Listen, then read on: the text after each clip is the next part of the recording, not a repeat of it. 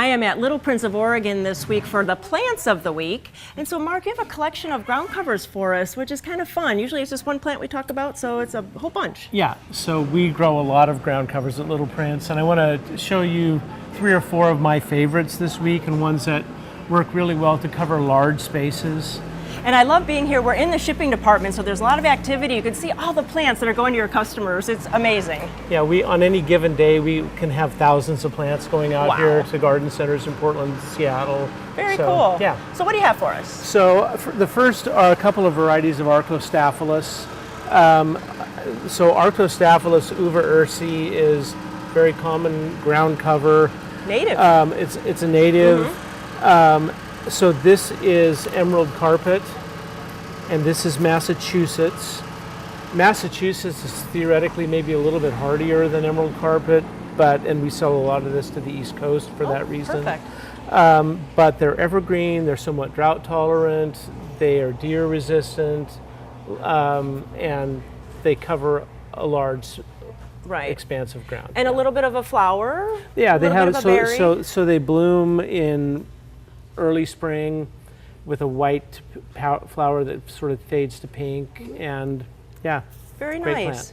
Yeah, it is good, nice and massive. You have a slope, perfect. Yeah, this is Rubus pentalobus. It's gets a little berry on it. It's going to provide something for birds to eat. Also evergreen, zone 7, so perfect for the Pacific Northwest. And it has nice fuzzy leaves. Another one for a great slope. Yeah, and we'll go out in a little bit and look at some that are out in the garden, so you can see big masses of them. Nice. This is Gallium odorata. Great shade ground cover. A lot of times people are looking specifically for ground covers for shade. This is a perfect one. It has a white fragrant flower in late spring, summer, and they can be sheared down, once they've been done blooming. There's some great gardens in the Northwest that you really use this well as like mass plantings in shade. It is pretty. Sweet Woodruff is so nice, and that fragrance of flower is just like pure spring. Wonderful, yeah. Nice. This is pretty. Veronica Georgia Blue is one of my favorite ground covers with the blue flowers that will repeat bloom. It's perfectly hardy in the Northwest.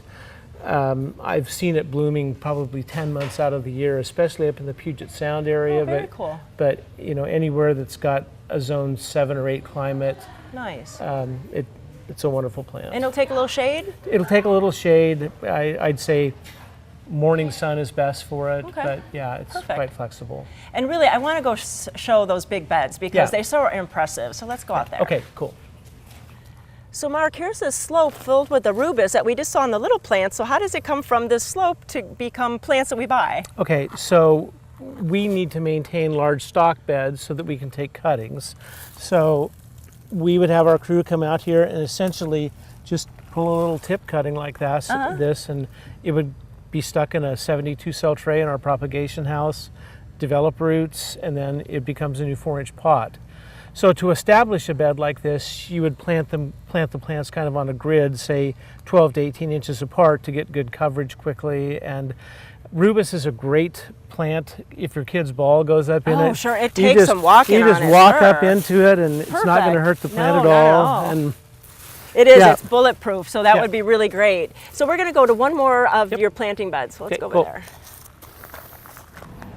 Now, Mark, what is this a bed of here? So this is Arctostaphylos, Massachusetts. It's a great ground cover. It's deer resistant. Your kids can run on it if they drop their ball in it. So perfect ground cover. And so where can we find all your wonderful plants? You can find it at any garden center in the Pacific Northwest. Go to our website to find out where that's at. Or go to our Facebook page, Little Prince of Oregon, or Instagram, Little Prince to Go.